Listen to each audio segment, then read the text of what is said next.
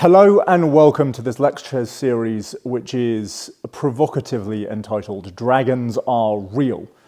Now, if I have taught you in recent years, you probably know that I think this is true, and you've probably had time to get over it. But for most of you, this will be the first time hearing this idea. Now, I have to be really clear at the outset of this lecture series. I don't think there's big flapping creatures floating around out there somewhere off the edge of the map. But I think that understanding dragons as realities is vitally important for the way that we interpret the events of our lives and helping us to overcome those events. And so dragons are, in fact, real. Now, in the scope of this lecture series, we're going to go through 5 lectures. This first one is Creating the World from the Corpse of the Dragon. Lecture 2 will be looking particularly at the work of people like David E. Jones, looking at the origin of dragons in the subconscious, and we'll bring some Jung in there. Lecture 3, your dragons are probably your fault. It's just true. If you feel attacked or offended by that, tough. It's probably true that the dragons in your life are mostly your fault. Lecture 4, helpful, how to slay a dragon, followed with lecture 5, which is on cursed treasure and lasting wounds. And hopefully in the scope of what we do together, we'll be able to look at that as a really clear overview to see in some really meaningful and productive way how understanding dragons as psychological realities can help us to better engage with and combat the uncertain and destructive forces in our lives. And to begin, having mentioned David E. Jones, I just want to go back to this wonderful quote from his book. In the end, we find that our psyches are stalked by fabulous creatures whose outlines, etched by evolution and polished by natural selection, remind us that we are still ancient beings possessed of an instinct for dragons. And that's really the spirit with which I want to embark on this. As I've said, I don't think there are flapping creatures that may well burst into this lecture theatre and, douse us all in fire. But I really do think that they are psychological realities. So, for today, creating the world from a corpse of a dragon, how are we going to see that play out? Well, the first thing is we have to establish some definition. I've already alluded to that already. We're then going to look at Marduk and Tiamat from the Enuma Elish. We're then going to look at Ymir and the Sons of Bur from the prose and poetic Eddas. And finally, we're going to look at this really important question. What does it mean to build the world from a corpse of a dragon? This motif that plays out across the mythologies of the world.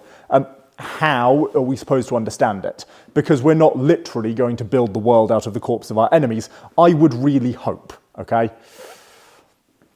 So, some background to begin with. On the board, you see an overview of 10 of the many dragons that we might look at. And I've picked these 10 because they illustrate the history of dragons going back some 5,000 years in human history and from all areas of the globe. So, for example, the oldest dragon up there, Apep or Aphosis, depending on which translations you are reading, Egyptian, roughly dated to 4,000 years BC, which makes it somewhat like 6,000 years ago. Apep was a giant serpent who battled nightly with the sun god Ra to try and capture and defeat him. And every morning when the sun rose again, Ra had triumphed over Apep. And this played out over and over and over again until the end of the world. We also have, from the indigenous tribes in Australia, the First Nations Islanders, we have the rainbow serpent, which is this kind of creator deity associated with rainbows, as it would say, but also with water, but a very powerful entity. Lives in dark pools and hides, serpentine in its form, motifs that we'll come back to.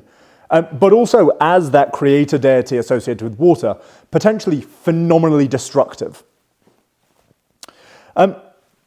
You on here is the first of the what we might term Far Eastern dragons, and there's a real division that it's worth talking about between dragons as they appear in Western, European, to a large extent African mythologies, and dragons as they appear in the mythologies of the Far East, and particularly in as you get down into South America.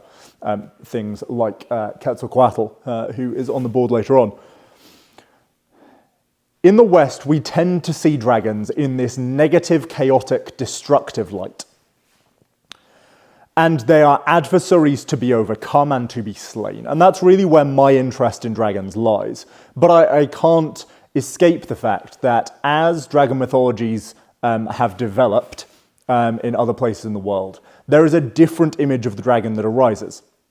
So this lecture is being recorded in the year of the dragon, and there are some people in China who will aim for the birth of their children in the year of the dragon, because part of that latent understanding is that instead of dragon opposing, there is a mythology of dragon becoming.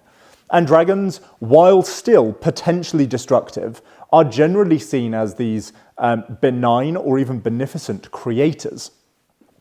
Generally very powerful, and there is lots of mythology, and Yu is one of the clear examples here, of human beings who transform into dragons. And that's not a negative thing. Whereas when I look at, and particularly when we talk about the story of Fafnir later on, it is definitely seen as a negative thing if a human becomes a dragon in the more European or Eurocentric mythologies. So, we also have Tiamat, we'll talk about later, Hasatan, or the Satan, appearing twice in the Bible as nothing other than a dragon, and we'll come on to that particularly when we talk about how humans can become dragons, and the fact that your dragons are probably your fault. As you go down, Typhon from Greek mythology, all the way down to the unnamed dragon killed by St. George, never got a name, but probably that more famous of dragon archetypes from what we might consider before the 20th century. There's lots of literature and modern pop culture now that arises that involves dragons, but St. George and the Dragon is probably, at least in this country, the story that will resonate most strongly, even if people aren't so clear on the details. So, dragon mythologies span all over the world, they span every continent, and they all appear to have some common elements, even if there is a very broad kind of basis. And so we'll look at what those are. So, first we have that central image. Dragons are almost invariably ophidian in their nature. They are snake-like, and the Bible probably sums that up best in the book of Revelation, referring to the dragon of the Satan, or of the adversary, as Ho'ophis Ho'archeos, the ancient serpent. Okay, particularly in the next lecture when we look at David E. Jones's work, that also rings true if we look at the development of primate psychology in response to the predators that primates have faced. So there is often very much this ophidian element. Dragons appear scaly, or they appear to writhe, or they appear with the other traits we might associate with snakes, and we'll look at a couple of those in a moment. We also tend to have an association with water. Now, firstly, there's an association between snakes and water in the natural world. Many snakes will hide in water as a way of catching their prey. But also, if we think about dragons like Vritra, who is famously the adversary of Indra in the Rig Veda, if we think about Fafnir, killed by Sigurd, who very much appears like a very large water snake, and is indeed killed on his way down to a pool of water. But we don't see this in other stories, right? So the Satan has no association with water. Typhon has no association with water. All of them do, however, share a pattern of great destruction. So whether that's the dragon in Beowulf, whether it is dragons, even in our more modern times, so dragons like Smaug, or whether we go back to those earliest stories, so dragons like Tiamat, that cause these great swathes of destruction, sometimes associated with fire, sometimes associated with poison. Destructive forces human beings have a very difficult time controlling, especially in primitive times. And there is this real sense that it is in the essence of a dragon to be destructive, or at the very least potentially destructive. They also quite commonly have a paralyzing stare. Now, the most kind of pop culture example of that would be, you've got two choices. You either have, and the name escapes me, the snake in the Jungle Book with the hypnotizing gaze. You also see it in the basilisk in J.K. Rowling's Harry Potter and the Chamber of Secrets. But really it's an idea that goes back much, much further. So Fafnir, dragon of, the ring cycle, but particularly of the Fafnismal in the Poetic Edda, is known to have an artifact called the Eirshjálmur, or the Helm of the Frightener, or the Fear Helm. And there's a beautiful passage where, as he's lying there dying, Fafnir talks about how he wore the fear helm and all who saw him were struck with terror that they couldn't move. And it's very much the mammalian prey psychology of that fight or flight response, but there's also a paralysis response. We think of the classic rabbit in a headlights motif. And you do end up with this real sense of, oh no, that's something big and scary and I can't work out what to do yet. And so paralyzing stares often associated with dragons, either because they are somewhat magical, and we'll talk about magic later on, but also because they are so overwhelmingly unknown and unknowable that our brains just can't quite process what's going on. Dragons also have weapons of various kinds. We've spoken about things like paralyzing stare and fire and poison, but you also have in there talons, so bird-like weapons that we'll come back to in the next lecture. We have the dragon killed by Beowulf that does great damage, slashing away at things and being very destructive. But in most of the imagery, and when we think of dragons, and we'll get away from kind of quasi-classical depictions of the difference between wyverns and worms and dragons and drakes and all of that stuff.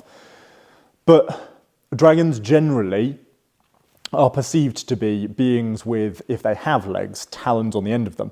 And it's testament to that really destructive capability, but also lends itself to the association with raptors that we'll come on to in David E. Jones's work. Okay. So, ultimately we get to this idea, that having taken all of that together, we end up with that dragon is nothing more than the archetypal image of a powerful and terrifying being which is capable of bringing great pain and destruction. So dragon is the archetypal image of a powerful and terrifying being which is capable of bringing great pain and destruction. Now, those who want to criticize this view will say that I've just taken so broad a definition that I can define anything as a dragon. And to some extent, that's kind of my point, right? Dragons, I don't think, are physical realities. I think they're psychological realities. And in that sense, I'm not talking about a specific being. I'm talking about an idea. And ideas are going to be, by their nature, vague and rather undefined. But there is something at the core of them. It's also going to be true to some extent because, to me, dragons are a hyper-real amalgam of all the things that human beings fear in the unknown, right? So it's that monster lurking at the bottom of the ocean. It's the noise that you hear downstairs that wakes you from sleep. It's all of those things. They're all like dragons, and we'll talk about some other, perhaps more potent, real-world examples later on. You also have other hypotheses, right, that would explain the dragon away. So there is an article on the origin of dragons that talks about how, for some scholars, there's enough association with water to say that dragons actually originated from ideas of rainbows rather than of fear. You also have Adrienne Meyer's work, where she talks about the dinosaur-dragon hypothesis, this idea that ancient cultures found dinosaur fossils and extrapolated from them images of great, ancient, terrifying beings, and then developed their dragon mythologies from that. Slight issue with that in that the first recorded dinosaur fossil discovery we have is 1676. And while there may have been others before that, we have no evidence of it. And so the best that Meyer can do is say that if they were found, there would have been a case for that to be true. And at the very least, there are in fact commonalities, particularly when we look at serpentine, raptor, and cat traits within the dragon archetype, that those are true. But why shouldn't that be the case if they are such powerful and dangerous predators? Another option would be to say that actually all these stories that I've talked about, so the Enuma Elish, the creation stories in Genesis, the Book of Revelation, the mythologies and ancient religions of various groups of people, are just the wild imaginings of primitive, pre-literate or barely literate societies, and that we should just dismiss them because they're just old stories that have no meaning. And there's two things there. One, well, yes, to a large extent that's accurate. These societies were largely pre-literate or illiterate. Even though we have some bits of their writings that survive, for most people in those societies, it wasn't something that would happen. Why on earth would that mean that they're not valuable, right? Why would we not think that the first emergence in human history of ideas like dragons or powerful creator beings or destructive forces would not be really helpful to us today, right? Evolution is a very slow process, and in the grand span of the 100,000 years that humans have walked this earth, we are a tiny little blip at the end, okay? Literate society has existed for maybe, at most, 8% of all the time human beings have walked the earth, okay? For most of that time, human beings couldn't even speak in terms of language that we would recognize it as today. And yet, those first human beings and proto-human beings who had to explore with their larger craniums the world around them and began to imagine and began to fear and consciously be aware of that, why should we not think that their insights are, if anything, more valuable than the ones that we have today? So, dragon, going forward, this is what I mean, okay? The archetypal image of a powerful and terrifying being which is capable of bringing great pain and destruction. Doesn't necessarily do so, but is capable of doing so. And if you interpret the things in your life that fit that motif as dragons, with the skills and the techniques and the ideas that we talk about in this lecture series, there is a real benefit to the way in which you can proceed forward in your life in a more productive way. So let's start with one of those stories. Let's start with Marduk and Tiamat, and really the first example we have in recorded history of a building the world from the corpse of a dragon motif. Now, in his Genesis lectures, Jordan Peterson sets out a different kind of approach to these stories. He's far more concerned with their connections with that Genesis narrative. But it is the first place I ever learnt of this story, and it would be wrong not to credit him with that. If you want a more in-depth analysis, do go and see his lectures that are freely available on YouTube. Now, the Enuma Elish is the oldest surviving creation story we have. We know it's not the oldest story there ever was, but it is the oldest surviving one. And itself is based on a story that we know existed, but is lost to us, called the Eridu Genesis. The form that we have it in was composed in probably something like 1750 BC. And it explains the creation of the first gods. It explains Apsu's plot to murder his children, the murder of Apsu by Enki. And really it's a a fascinating story in itself, right? So you have salt water and fresh water, Apsu and Tiamat, and they mingle their waters together in that very euphemistic expression, and they give birth, well, Tiamat gives birth to the first generation of gods. Those gods make too much noise, so their father Apsu decides to kill them. They get wind of that, and so murder their father in their sleep. Their mother, Tiamat, gets rather outraged at the fact they've murdered their father in his sleep, and so, like any good mother would do, she decides to murder her children in revenge. And she gives birth to another race of beings. You might call them demons, you might call them gods. The details are not especially important for the motif. And Tiamat goes to war against her children. Okay, she gives one of those next generation of children a powerful champion called Kingu. She gives Kingu the tablets of destiny, and with those, Kingu leads her armies, and she takes him as a husband. And incest motifs in ancient cultures are something that we don't ascribe to today, but they exist, and they don't detract from the story in any meaningful way. This goes on for a while, and eventually Marduk, who is the figure on the right there, puts himself forward as a potential champion. And he says, okay, I know I'm not the biggest or the strongest, but I'll go out and I'll fight Tiamat, and if I win, you're going to make me king of the gods.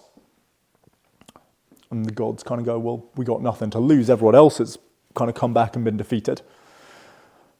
And Marduk then goes out and he fights Tiamat in a very different way. Okay, so Marduk very famously has eyes all around his head and he can speak magic words. And he goes out with a bow and arrow and a net and his magic words. And he ensnares Tiamat in a net. He shoots an arrow through her eye and stuns her with the magic words that he knows. And in doing so, he defeats her. Kingu, that champion and child of Tiamat, is taken as prisoner, and Marduk takes from him the tablets of destiny after his defeat. Now, you have the killing the dragon motif. The bit I want to focus on is what happens next. So having just won this colossal victory, having set himself up as the new king of the gods, and there's a real association there that I've spoken about elsewhere between Marduk becoming sovereign or ruler at the same time as he gains controls of the tablets of destiny. That's a beautiful image of those two things going hand in hand, that to be the sovereign is to take control of one's own destiny. But anyway, Marduk goes to Tiamat's body. He puts out her eyes, and the Tigris and Euphrates rivers flow from them. Interestingly, they also bound the Garden of Eden. Again, see Jordan Peterson's lectures on Genesis for more details. But Marduk builds the worlds out of her corpse. Her body is split in two like a dried fish. There's some great imagery in the Enuma Elish if anyone wants to go read it. And this image is that Marduk stretches that dried, cracked, scaly skin in order to make the world as the base, and then stretches the other half as the canopy of heaven. You have the water that's poured out of her eyes, and the only other bit of her body that we know is used is that her breasts are used to become mountains, which gives you an idea of the scale of how large she's supposed to be. And then we have Ea, who's another one of these deities who had been one of that first generation of children, who creates human beings from the blood of Kingu. And there are other things that we could go into in terms of human nature and being made from the blood of a demon or, at the very least, a fallen god.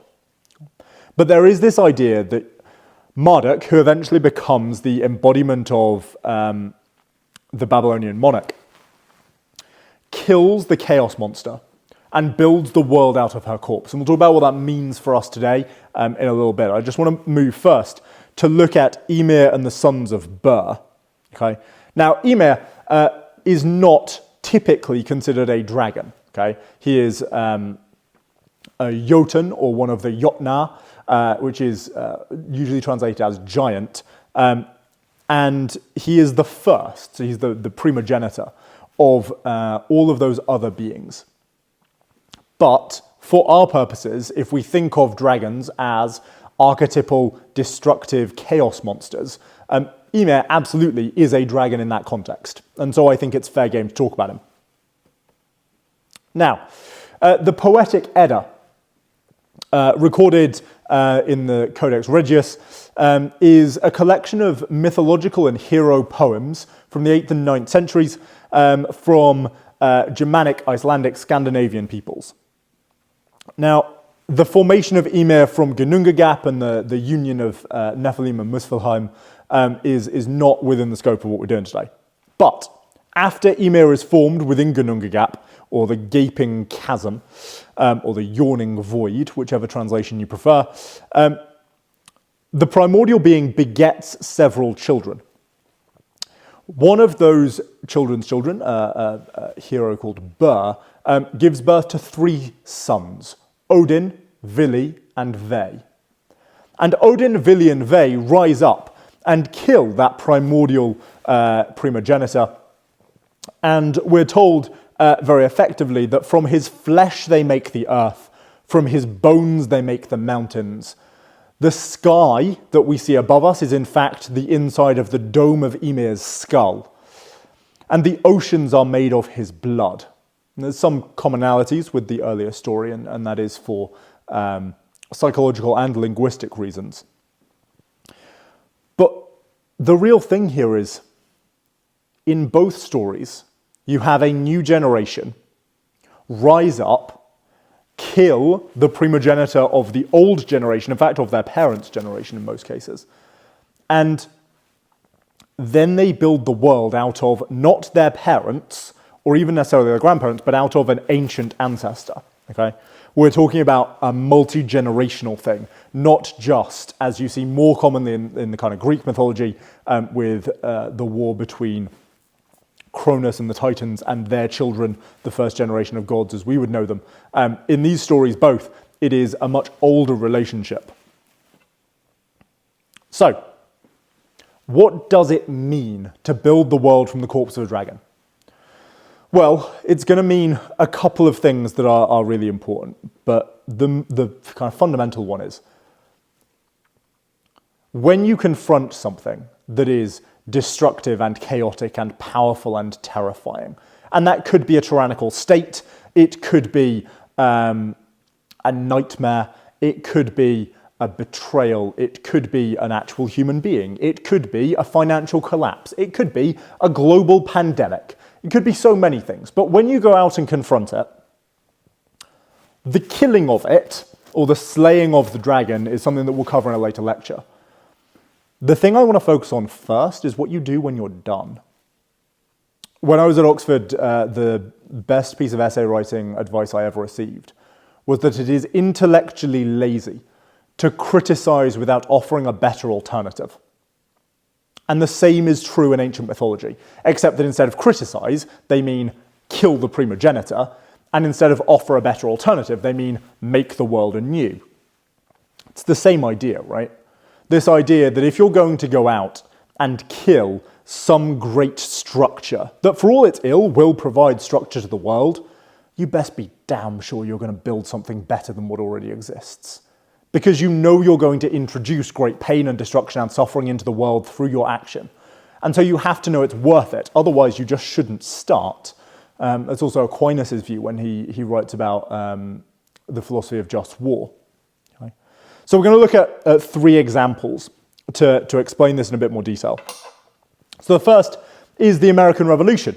So here we have the Declaration of Independence being signed at what is now Independence Hall. At the time it was the Pennsylvania State House. During the Second Continental Congress. Note the British flag in the background behind them. Now, the American Revolution, and I know many of my American relatives will have, well, actually, we probably do share the same view of it, in the sense that I think it was, for the people that became members of the United States of America, a really positive thing. The American Revolution kept many of the things that the British monarchy had put in place. And they rejected a whole load of other things. And this is really important. When you kill the Chaos Monster, there are parts of its body that you will not use in building things anew, okay? So if we think about the examples of how bodies were used, so Ymir's skull was used, his bones were used, his blood was used, his feet, not so much. His teeth, not so much.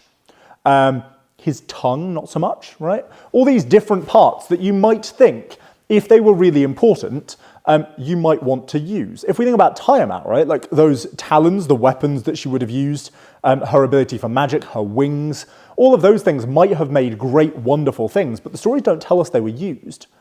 And the idea really is, you take what is valuable and you build something better with it. You discard what is not useful to you. So in the American Revolution, for example, the idea of a state system of government, the idea of federalism to a large extent, which grows out of the monarchic idea that it's easier to do things unified together, although George Washington clearly, well, depends who you ask, but almost certainly not a monarch. They also kept systems of taxes, right? Despite things like the Boston Tea Party and everything else. States still impose taxes. They just imposed taxes that they wanted to impose, and they did by democratic will. But they got rid of the currency, they got rid of the monarch, they got rid of any oversight by a foreign power. They got rid of anything that was deemed as being undemocratic, with the exception of slavery for a few years there, but it's in the ideals, it just doesn't happen straight away. And this painting that hangs in the Capitol Rotunda in Washington, D.C., I think is a real testament to what it means to build the world from the corpse of a dragon, okay? There are such powerful images in there that are taken from the Enlightenment, are taken from the world at the time, and many of them are values that came to the New World from Europe. At a point in time at which they are severing their ties from it, they cannot escape the fact that they are building on a foundation of the rubble of what they are about to try and overthrow. We hold these truths to be self-evident, that all men and women are endowed by their Creator with certain inalienable rights. First among these being life, liberty, and the pursuit of happiness. And I appreciate that I've just butchered that quite horrifically. But the idea is there, okay? The religious ideals, well, they're part of that history that you're taking forward. And while the separation of church and state is a whole separate thing in the history of what became the United States, the foundation on God was clearly present in some of those original documents, or at least a creator, not necessarily the Christian God, as many have pointed out. Okay? But they're building on a foundation. They're keeping what's valuable to them. They're discarding what is not. They're innovating and forming new things. So, the establishment of the First National Bank by Alexander Hamilton, those kinds of things are new innovations within what was a former colony. Okay? Yes, the Bank of England had existed, and from there ruled the empire, and so it's not necessarily a new idea, but its inception, deciding to choose the things that are valuable and maintain them, that's what's really important here. We have another example. A really good friend of mine, and I didn't know him at the time this happened. I came to him in the aftermath as he was reeling from the attack of a dragon. He ran one of the most successful powerlifting coaching brands in the UK. About 4 years ago, his business partner and really close friend of his stole it from him. And when I say stole it from him, I don't just mean like cheat him out of the business, which would be bad enough. But she went so far as to, through various uses of slander and conniving and all of the things that we actually would associate with dragon-like behavior. She launched a suicide campaign against him, so people on the internet writing to tell him to kill himself. She stole his business and all of his clients. She wrote to the powerlifting federations and made up things that just weren't true about him selling drugs, about him sexually assaulting people. And, police looked into all of it. None of it's true. Not a single bit. It was all something that arose because, and he would freely accept this, he didn't realize that the person he thought was a friend was actually a dragon. And we have more to do on that in lecture 3. But for our purposes, he lost his first dragon battle. He was very nearly killed by it. And yet, 4 years on, that man is undeniable. He took the ruins that were left him, and sure, it cost him more than I can ever understand or imagine, but he picked himself back up and he put his life back together and he took what worked about that former brand and he added to it with his years of experience. And over the course of the last 3 years, he has built a brand that is leaps and bounds beyond anything that could have been envisaged 4 years ago.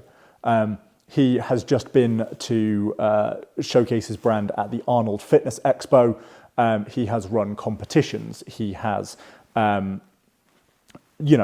athletes of all kinds, right? Some of them are, world champion athletes, as he himself is. Some of them are people a little more like me, who needed a space in which we could learn valuable lessons about strength training. And he is phenomenal at what he does, and it is a testament to him that he managed, and is probably the best example I can think of, he did build the world from the corpse of a dragon. In the sphere in which he operates, there is no question as to who has the better brand today. Okay? There's no question. And while it's a story that unfortunately still dogs him and occasionally still rears its head, he has succeeded in building the world from the corpse of a dragon. He's taken what worked about that old system. He's learned some really valuable lessons, some of which, as we'll talk about in dealing with wounds, it's going to take him a long time to unlearn. But he has succeeded. And he's succeeded in exactly the same way that the signatories of the Declaration of Independence succeeded, and in exactly the same way as Marduk succeeded over Tiamat and Odin Villian Ve over Ymir. Right? Even though he lost initially to win 4 years later.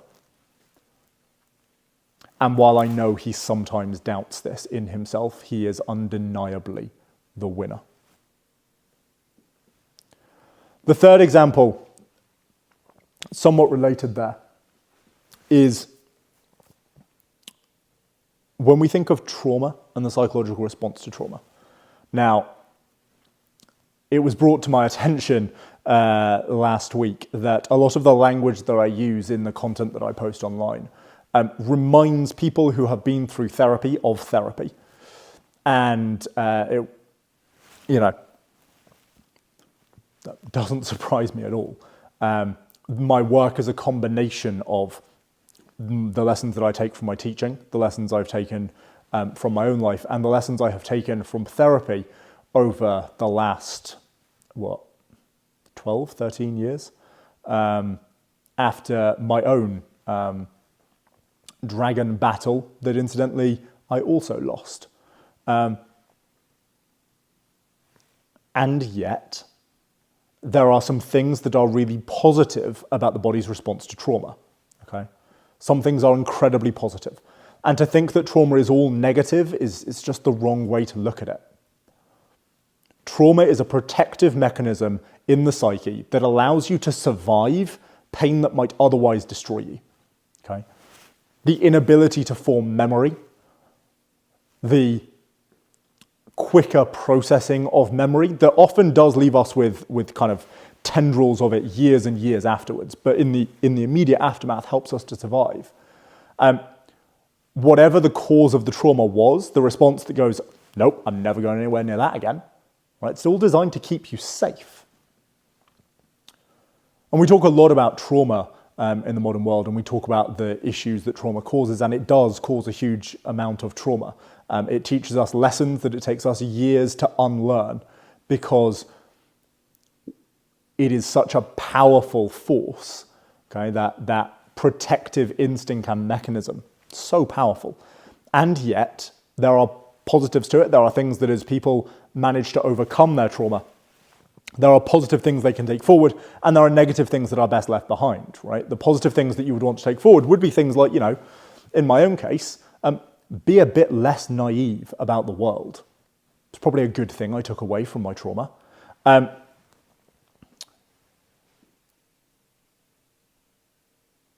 Things like the growing up that you do in the middle. Things like the ability to understand and help others with their own traumas because you've been through terrible things yourself.